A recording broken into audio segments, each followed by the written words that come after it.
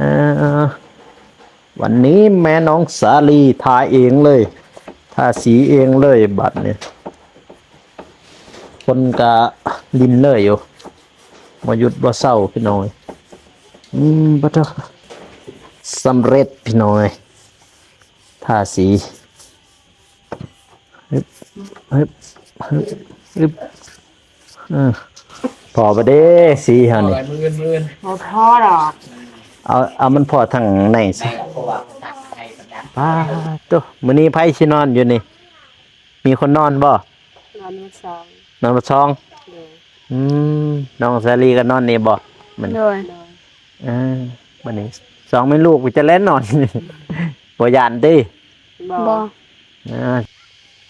เจ้าน้ำมันอยู่หันบัดนี้ห้องน้ำเนี่ยมันต้องมาเบิ่งนี่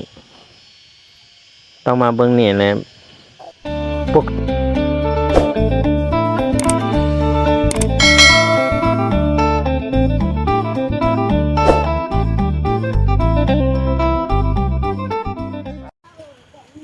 ปอติโทพี่น้องเลยเนาะเปิดภาพมาอีกมาอยู่ที่บ้านบนดอยเนาะพี่ก็อยู่นาเฮือนเลยเด้อพ่อแม่พี่น้องเนาะพี่ก็สำเร็จเสร็จสิ้นเนาะพี่น้องเนาะตัวงามบ่พี่น้องว่างามบ่เพิ่นก็ได้กระพุ้ยมาตรงน้ำตรงหยังเด้พี่น้องเอ้ยเนาะมาก่อนอื่นก็กราบทักทายสบายดีและสวัสดีเด้อพ่อแม่พี่น้องเนาะบ่ว่าสิอยู่ภายในหรือว่าต่างประเทศก็ยินดีต้อนรับเข้าสู่ซอกบาวโกชนบทสปปลาวเด้อพ่อแม่พี่น้องเอ้ยเนาะต่อจากอีพีที่แล้วพี่น้องเอ้ยเนาะมาอยู่หน้าเฮือนเนาะต่อเฮือนเทวดางามบ่คือในรูปที่ว่าบ่โอโกขึ้นบ่พี่น้องเนาะโทฝนกะลิ้นเลยพี่น้องเอ้ยเนาะฝนตกเลยทางนี้บ่หยุดบ่เศร้าเฮ็ดจังไม่เท่าเฮ็ดช่างล้างอันนี้บ่มื้อนี้สร้างแดงเพิ่นกะเฮ็ดบันไดเนาะเทบันไดพี่น้องเอ้ยนี่แหละทางขึ้นนี่ๆปึ๊บทางนี้ตัวนี่เพิ่นเทมื้อนี้นี่ที่ปูนลงเนาะพี่น้องเนาะตอนนี้เพิ่นก็ได้กลับบ้านได้กลับเฮือนแล้วพี่น้องเอ้ยเนาะเพราะว่ามื้อนี้เพิ่นก็มื้อเฮือนมื้อวานเพิ่นก็มื้อเฮือนพี่น้องเนาะเพราะว่าใกล้เลยเด้ใกล้สำเร็จแล้วพี่น้องเอ้ยเนาะเพราะว่าเพิ่นก็ง่ายๆคือเพิ่นก็สิได้กลับเมื่ออยู่เฮือนแล้วพี่น้องเอ้ยเนาะเพราะว่าเพิ่นก็ว่าสิขออนุญาตพักผ่อนพี่น้องเนาะเพราะว่าตั้งแต่เพิ่นเริ่มเฮ็ดเพิ่นพักผ่อน2มื้อพี่น้องเอ้ยมื้อที่เฮามามื้อนั้นก็บ่เห็นเพิ่นเนาะพี่น้องเนาะทางนี้เพิ่นสิต่อออกมาเฮ็ดเป็นเรือนครัวพี่น้องเอ้ยเนาะโตเฮ็ดไปเรือนครัวพี่น้องเอ้ยบันไดเฮาไปเดี๋ยวเฮาขึ้นทางทึกเลยเป็นตะยานเด้ตะยานตกเลยคือปาดเนาะเสียงลงเลยเด้อดอท่าซีพี่น้องเลยโอ้ทาเองเลยบ่บัดเนี่ยคอยทาเด้อยามนี้ยาวันนี้แม่น้องสาลีทาเองเลยทาสีเองเลยบัดเนี่ยคนกะลินเลยอยู่มาหยุดบ่เศร้าพี่น้องบัดเถอะเบิ่งอัปโหลดคลิปเฮาเก็บไปฮอดเฉลยเลยปะจะงานก็บ่ค่อยดีพี่น้องอยู่นี่บ่ค่อยดีปานใดบางเดียวเขาห้องคือจังว่าห้องนี้มื้อนั้นก็จังว่าดีอยู่พาเถอะทาสีเรียบร้อยพี่น้องเนาะเบิ่งนี่มาโหลดคลิปก่อนพี่น้องเฮ้ยเนาะอัปโหลดคลิปให้พ่อแม่พี่น้องได้รับชมทางบ้านเนาะพี่น้องเนาะเบิ่งสัญญาณก็บ่ค่อยดีดอกพี่น้องอยู่นี่บางเทื่อก็ดีบางบอนก็บ่ดีป้าตัวพี่งามพี่น้องเหลื่อมมาบๆเลยแบบนี้เห็นบ่ โตเอาเนี่ยได้เฮ้ยโอเคอยู่อ่ะไม่ไม่ตอกเบื้อนั่นก็ยังบ่ทันได้ตัดไปหน่อยเพราะว่าเจะคล้าของดินเพิ่นว่าสิตัดเอาเองเนาะว่าสิตัดเอาเองก็เลยพวกเฮาก็บ่ได้ตัดพี่น้องเนาะถ้ามาใช้ละบาทนี่โอ้เฮ็ดเหียหลายเอ้ย มาหาเบาโคชนบท มา กับสาวแก้วพี่น้องเลยเนาะ ท่าสีอยู่ทางนี้ โอ้ผู้ที่รักเป็นภาษีอยู่แล้ว เพิ่นแล้วท่าสี อืม อ่ามาใส่ ได้ตีนนะ โอ้ยสบายดีเด้อโดยสบายดี โดยสบาย เอ ดี อโดยเออมาท่าสีท่าประตู บ่อยู่บ่สาวแก้ว บ่พ่อเหรอบ่พ่อ สบายดีเด้อสาวแก้วเด้อ นี่ค่ะ ยังบ่ร้ายหรอกนะ สบายดีบ่าวอันนู้น เพราะว่าน้องเราท่าแหละ โดยโดย น้องสาลีท่าแน่แล้วก็แม่เพิ่นท่า พ่อมือซื้อมาให้เด้ออืมว่าไง น่าจะบ่พ่อพ่อต้องได้ท่าลูกติงอหยังอีกนี่ บ่ได้แซ่บ่ได้เพราะมันกะ ยังโอ้บ่ได้ดอกอันนั้น ต้องได้ซื้อใหม่เลยตลอดต้องไปทุบมันทุบได้บ่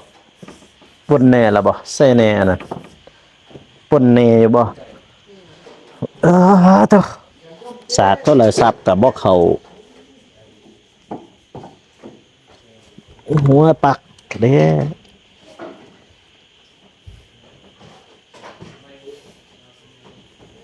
อ่ะ ต้อง เบาโกเลย ตรงไหนท่า เป็นภาพมันแรงๆมันเนี่ย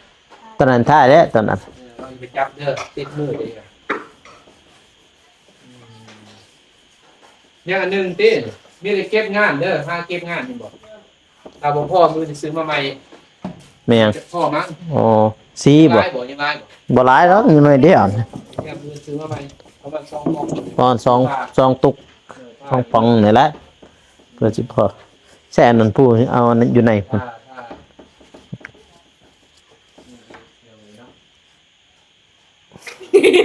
พ่อมั้งติ่งคุณพ่อจะได้ ได้แล้วบ่อัดเลยเหรออัดมาเลยเหรออัดเลยเหรอบ้า เห็นยังสังเลกินยังกินยัง ไหนละเทิงน่ะ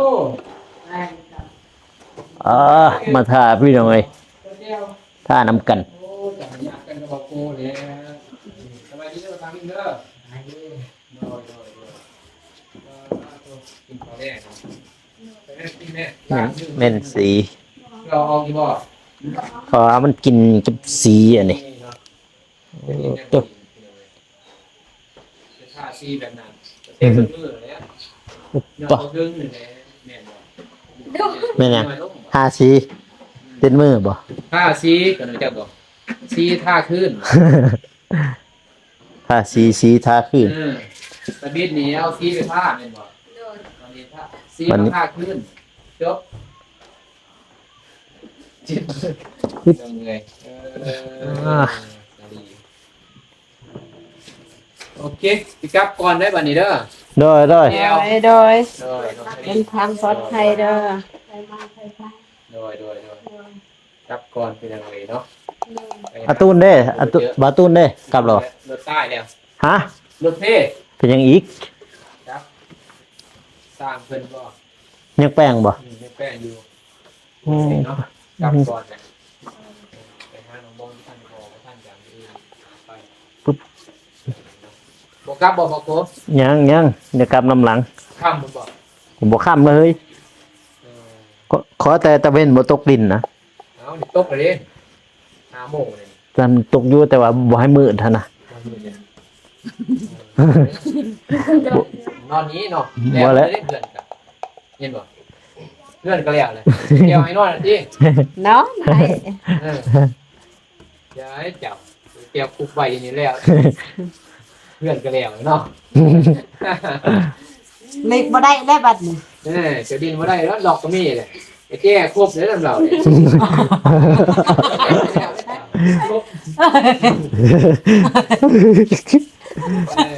หัวแบบถึกใจเลย เดี๋ยวเร็วเลยเดี๋ยว แล้วบัดนี้เบาโกแล้ว ทุกเลยเนาะ เตรียมรถจะเมื่อคำนี่แล้วนี่พวกไอ้เมื่อนี่เดี๋ยวพอเดียวเตรียมหนูไปหันแล้ว มาให้เบาโกเมื่อแล้วบัดนี้ทั้งไว้ เตรียมเลยเนาะกลับก่อนเด้อ โดย ยากเดียวเลยโดยไม่อ่ะนี่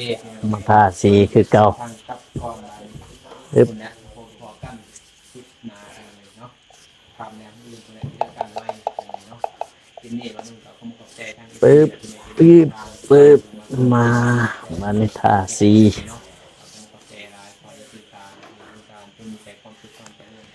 บ่มีแนวนี้ไว้เฮ้ยเพราะว่าอันนี้ติดปึ๊บน้องสาลีถือกล่องเนยน้องสาลีปึ๊บบานนี่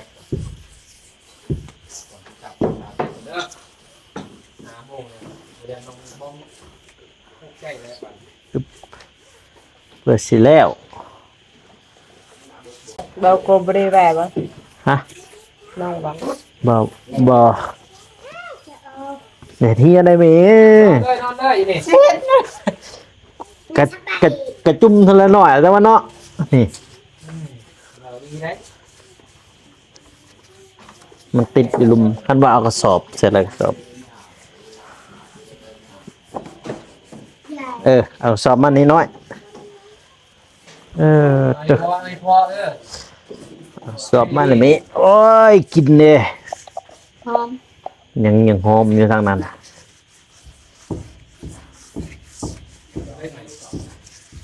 ตัวสิเข้าปอดตัวนี้แหละปีบ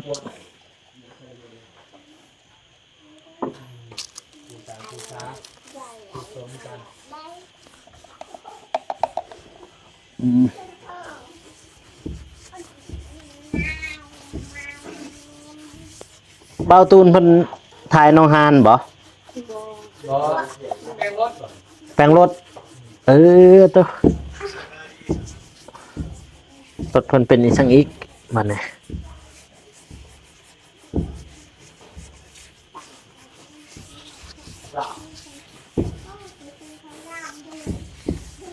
ข้างในแล้วบ่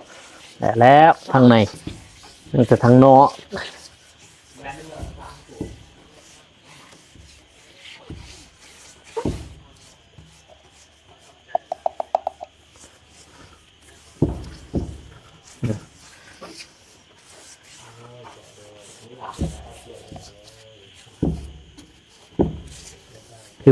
ฮึมพี่สำเร็จมันนี่54สำเร็จมันนี่คันบ่สำเร็จนี่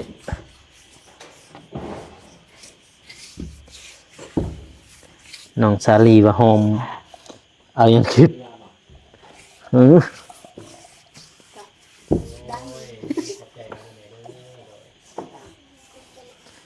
มันไม่ได้หอมเลยเจอมาจักสิเข้าปอดจ้าตัวนี้แหละสิเข้าปอดจ้ะจะบ่ฮู้บ่เอาถอกใส่นี่พอเดี๋ยวมันเบิด มันเบิดเลย เดี๋ยวมันเบิด เบิด พอย่ านเบิดบ่ พอแล้วเมื่อตัวทำไม พอแล้วมันเบิดเลยมันเสียพอแล้วโอ้ย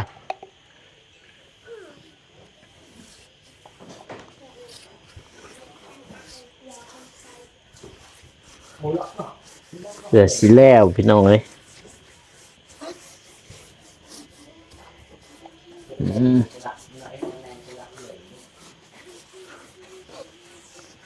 ในสื่อสารสิ่งยังอย่างนี้นี่โอ้ย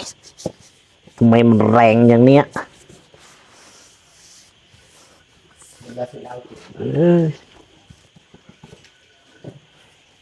เ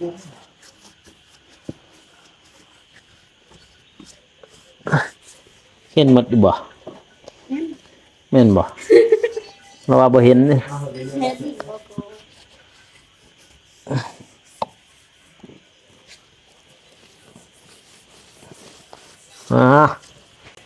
สำเร็จพี่น้อย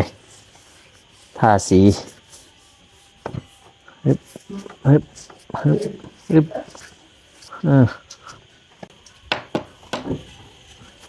สำเร็จแล้วสำเร็จ เซ็กซี่ สำเร็จหนึ่งขั้นตอน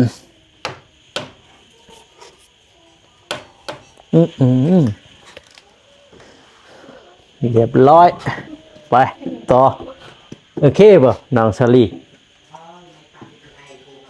ผ่านอยู่บ่ ทาน ตามลูกอีก เออถามเลยเฮ้ย มาต่อยเพื่อให้มันแล้วพี่น้อง ไม่ต่อให้สั่งฮะ ให้มันพอเด้อซีตัวนี้ ไม่ได้ถ่าย พ่อกันนะเหนียวใส่ ไปนะ หาแต่แนวสิบ่ มันคือดิขึ้นไปเด้อทีนะ หาแต่แนวมัน มันคือเหรอสิสลบเนาะเม็ดวีเป็นเป็นบ่าวจากเสียงรถไม่กาเฟ่บอกคุณบอลเสียงรถไม่ดีกว่า เฮ้ยมาอึ๊บต้องได้พ่อได้มันพ่อได้บ่พอบ่ได้เด้ ผู้สาวก็อัดดั เรา บ ตื่นมาแก่บ่าวเสียว่าอย่า ไอ้พ่อสาวสิสลบ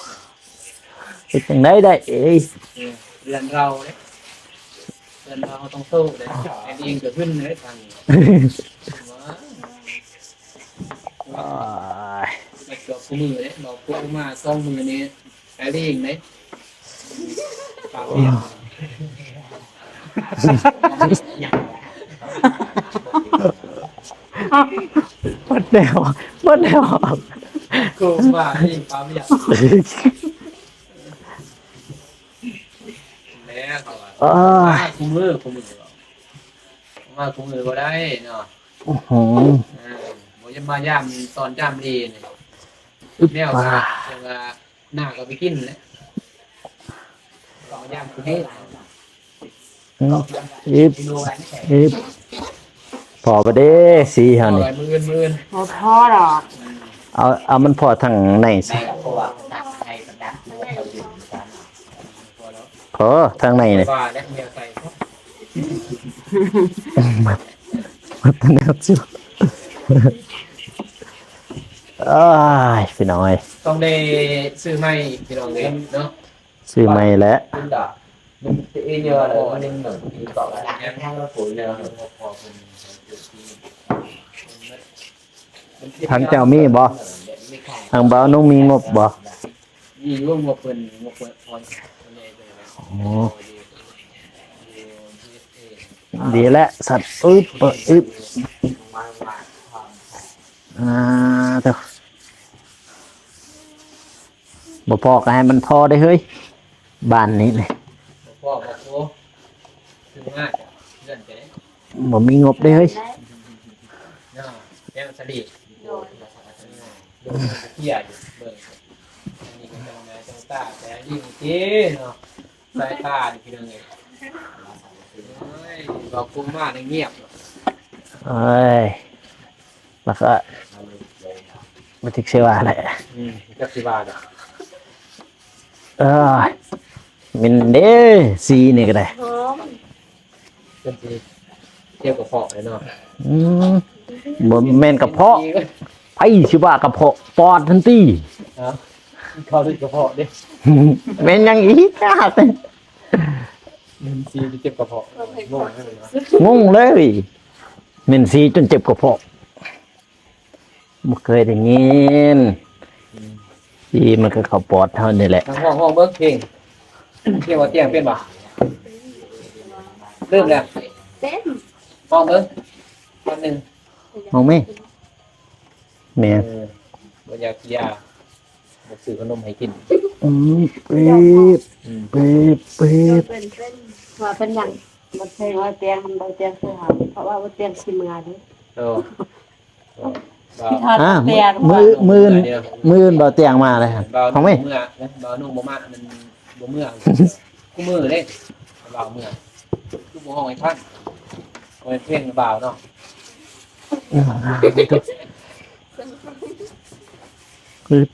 ผมคือพอนะเรียนกันมึงไปย่างไกลมึง ได้ ไกลกันไปเลยจ้ะพูดบ่พอว่ะคือลายพอจัง มาไก่แล้วพี่น้องเลยไก่แล้ว เอ็ดซี่จุด ไก่ชิเบิดเลยเนี่ย เยี่ยวไซส์ว่ะ เพราะ นี่แล้วนี่เราไปล้างมันบ่จะไปล้างเลยล้างสนามเด้อล้างต่อเราเบิ่งสิได้หรือบ่คนบ่ได้คนซื้อมาเลย บอจุ่มใส่น้ำมันได้ น้ำมันเนี่ย ท่านเด้จุ่มน้ำมัน น้ำมันบ่เหลือ เอาท บ่แม่นน้ำซีเกลือนั่น ำ คือน้ำเหล้าตัวนั้นได้ พอได้เฮ้ย ตัวนั้น ค่อยเด้อค่อยๆเด้ออย่าแห้งเฮ้ย พอได้เฮ้ยพอแล้วมือนทาไหมซีของพอแล้ว เดี๋ยวโทรศัพท์เด้อย่างไปมาตลอด แจมละอัด มาโดน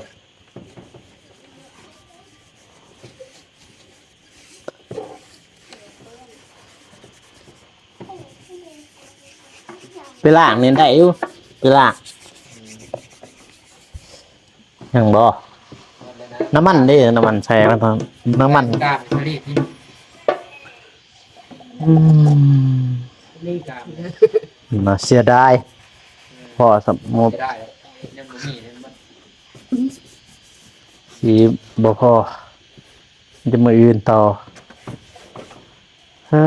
ว่าสิทาลูกติ่งบ่พอต้องมื้ออื่น เมื่อนะคันได้จดดูกว่า บ่ได้เศร้า ได้เศร้ามาเด้อ มันก็เศร้าดอก ลกแต่เด้อก่อนนะมานั่งเนี่ย เด็กมานี่เลยมากินข้าวอยู่นี่เลยลิงญาติได้บ่ได้ ไอ้เลงใหญ่เฮ็ดได้บอกโอมายึดได้นี่แหละเป็นยินกับบอสยังไง กันยางแล้วมันบ่ท่าดอกมันบ่พอแหละ พ่อ มื้ออื่น โอเค ได้แต่ซ้ำนี่พี่น้องเอ้ยฮะ 18 นาทีเด้ 8 เราเศร้าบ่ ซ้ำเช้าพออะไรแบตก็บ่เข้า สาวแบบของเขาสาวไฟที่ จากแบตมา โอเค ป้าตัวก็ได้แต่ท่า2 ประตูมื้อนี้ เขาเนี่ย 2 ประตูตัวนี้กับตัวนี้พี่น้องงามบ่เลือกมาบเลยได้บัดนี้มื้ออื่นก็คงต่อลูกติงพี่น้องเนาะนี่ต่อลูกติงนี้ตามนี้มาทาสีไปกลับได้บัดนี้เด้เนาะ โดย กลับปะเลยได้บัดนี่เส้นทางนี่เฮ้ยเป็นตะย่านตกแท้ตกแท้นี่บ่เมื่อได้ ไปคิดด้วยว่ะ ไปกลับเดินทางป้าเถอะนี่เบานุ่งเพิ่นไปก่อนพี่น้องเบาโก้ก็คงได้จบคลิปอยู่นี่เนาะพี่น้องเนาะเถอะป้าเถอะพี่น้องเอ้ยก่อนสีกลับก็ต้องได้อำลา2แม่ลูก ก็ต้องได้อำลาเพิ่นพี่น้องเนาะเฮือนบนดอยว่าเฮือนเทวดาเพราะว่า FC เพิ่นก็บ่อยากให้เอิ้นเฮือนเทวดาเพราะว่าเพิ่นว่าสูงเกินไปพี่น้องเนาะมาเจอเฮือนบนดอยซะป้าตัวมื้อนี้ไผสินอนอยู่นี่มีคนนอนบ่ นอนมื้อสอง นอนบ่ซองน้องสาลีก็นอนนี่บ่มัน โดย วันนี้2แม่ลูกจะเล่นนอน บ่ย่านติ บ่ สิย่านนั่งเฮือนตัวเองเนาะ โดย สร้างเพิ่นก็เมื่อไปหน่อยเนาะเพิ่นก็กลับเพื่อนกลับซานเพิ่นมื้อวานนี่สร้างนอนไปอยู่นี่ วันนี้สร้างก็บ่ได้นอน มื้อวานก็บ่ได้นอนจักมื้อแหละสร้างบ่ได้นอนนี่ 4กับมื้อนี้ สีก็มื้อนี้เราเที่ยวเมื่อนอนพุ่นบ่ โดย เออเที่ยวแล้วเพราะว่าสำเร็จแล้วพี่น้อยเนาะว้าตุพี่น้องว่าใหญ่บ่เฮือนนี่ถ้าว่าใหญ่ก็ฝากคอมเมนต์มาได้เด้อพี่น้อยเนาะใส่พวกเด็กน้อยเด้พวกอันนั้นเด้ฝาแฝดนั่นเด้เจมส์กับเจเด้อยู่เฮือนเพิ่นบ่ โดย อืมเขาอยู่เฮือนพี่น้อยเนาะมื้ออื่นแล้วคันใดนี่สร้างเพิ่นมาสร้างแดงเพิ่นมาแต่แล้วคันใดก็มีแต่ว่าทาสีก็คือที่พวกเจ้าฮู้นั่นแหละก็คือบาวโกกับคาเวียคือกันเนาะบ่ได้มาบางมื้อก็มาบางมื้อก็บ่พี่น้องเอ้ยเนาะเพราะว่าอีกอย่างก็เรื่องงบก็บ่มีทางบาวโกพี่น้องเอ้ยงบแบบว่าสิซื้อสีซื้ออื่นๆเครื่องใช้ของเพิ่นแหละหรือว่าน้ำมันก็ยังสิบ่มีเติมเลยถ้าว่าเงิน YouTube ออกก็ผู้ดีไปให้ค่าดำหน้าเขาเพราะว่าจ้างเขาเด้จ้างเขาเจ้าดำนาพอดีเบิด4 ล้านกับพอดี$200คนนะป้าตัวไก่สำเร็จเลยเด้บัดดีใจอยู่บ่ ดีใจหลายดีใจแฮง คนอยู่ในบ้านก็สิว่าและเนาะไปสร้างเขาเพราะวันนำเขาแล้วก็แล้วไฟนี้ต่อแต่เพื่อนพุ่น น้องแก้วซี เพื่อนน้องแกซีบ่ โดย พอดีแล้วไฟแล้วให้เพื่อนพอดีจะเอาไปถามเด้อค่าไฟเด้อ โดย เพิ่นสิเอาราคาเท่าใดจ้ะบัดนี้กะว่าสิเฮ็ดห้องน้ำสิใส่ใจจักบ่คิดในใจเอามักห้องน้ำเช็ดอยู่นี่บ่อยู่นี่เยอะเบิ่ง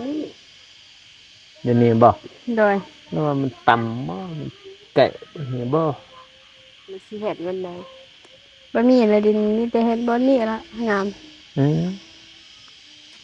มีแต่มองนี่นะบัดน้ำเด้สิเอาใส่กะว่า บ่น้องว่าวันนี้เราเฮ็ดทางน้ำนี้ บ่บอลเขาสิเจาะน้ำตัวนี้ครับต้องเลยปรึกษาบ่อเตียงเด้อพี่น้องเด้อ โดยกับว่าน้องเราว่า อยู่ใช่แล้วว่าอยู่นี่บ่แล้วเจาะ อยู่ เจาะ บ่อน เจาะน้ำมัน นี่ บ่ น่ะ เจาะน้ำอยู่นี่บ่ โดย แสดงว่าบางทีห้องน้ำมาทางนี้แหละห้องน้ำนี่ต้องในเจาะน้ำบาดาล ดินเขานี่ก็เขาบ่ขายคือกันเลย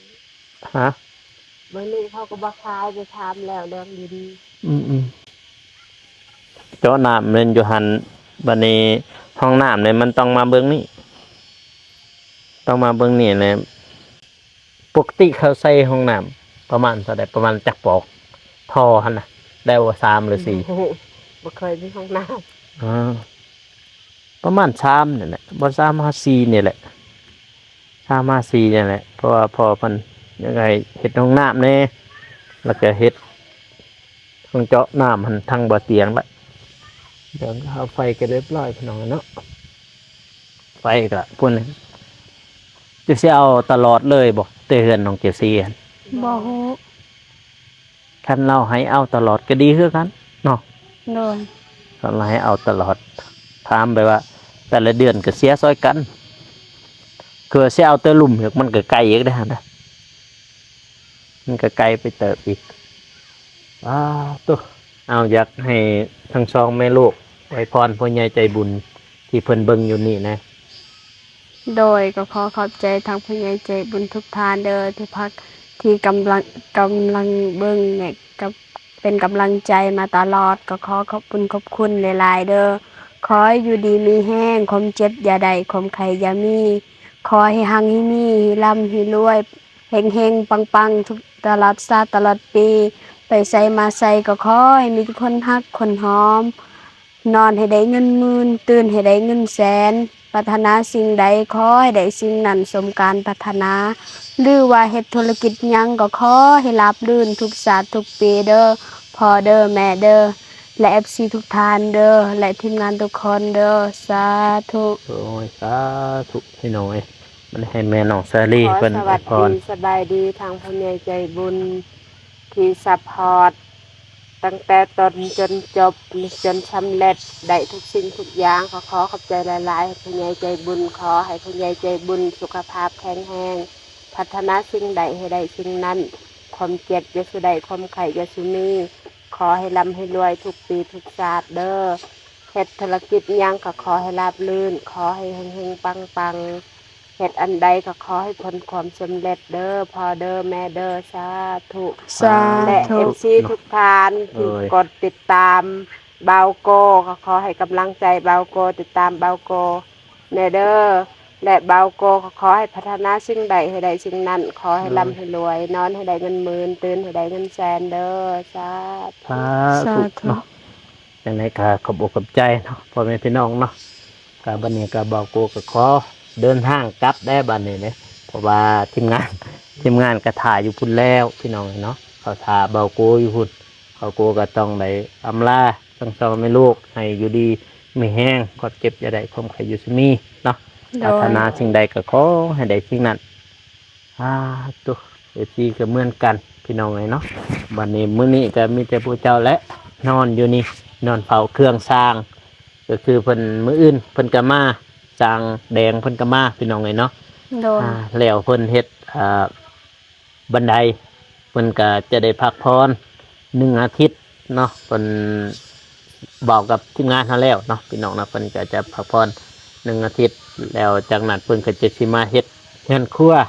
แล้วเฮือนครัวก็สำเร็จเสร็จสิ้นหน้าที่เวียกงานของเพิ่นพี่น้องเลยเนาะตัวเอาไม่ได้จังสั้นแหละเดี๋ยวบอกโก้เดินทางกลับก่อนเด้อ โด โด ย ย ปลอดภัยเด้อ โดย เดินทางปลอดภัย ตัวพี่น้องเลยเบาโกก็คงเลยเดินกลับผู้เห็นบ่ทำงานเราก็เมื่อเลยยังแต่เบาโกพี่น้องเลยเนาะที่เรียบร้อยพี่น้องเอ้ยพี่แหละบอลนี่แหละเพิ่นสิเฮ็ดเฮือนครัวพี่น้องเอ้ยนี่เห็นบ่พี่ทั้งเบาโกก็คือง่ายๆก็ต้องได้อาตาเพราะว่ามีสีพี่น้องเอ้ยเบาโกบ่ถือกับสีเนาะใครต้องจำเป็นต้องได้ถ้าสีลูกติ้งพี่น้องเนาะแล้วก็ประตูบานประตูเนาะจังไดก็อวยพรให้ FC ทุกท่านหรือว่าผู้ใหญ่ใจบุญทุกท่านเนาะจงมีแต่ความสุขความเจริญความเจ็บอย่าได้ความไข้อย่าซึมีเนาะให้หั่งให้มีให้ร่ำให้รวยเนาะปรารถนาสิ่งใดก็ขอให้ได้สิ่งนั้นเนาะให้ได้ดังสมปรารถนาหรือว่าเฮ็ดเวียกอันใดก็ขอให้ผลสำเร็จหน้าที่เวียกงานเนาะพ่อแม่พี่น้องเนาะคลิปนี้ก็เบาโกก็สิจบไปเพียงเท่านี้เด้อพ่อแม่พี่น้องเนาะก็อย่าลืมฝากกดไลค์กดติดตามเพื่อเป็นกำลังใจให้เบาโกแล้วก็ทีมงานแล้วก็น้องซาลีกับแม่เนาะพ่อแม่พี่น้องเนาะสำหรับคลิปนี้ขอกล่าวคำว่าสบายดีพี่น้องเลยเดี๋ยวเจอกัน EP หน้าเนาะสำหรับคลิปนี้เบาโกขอลาเลยเด้อพี่น้องบ๊ายบาย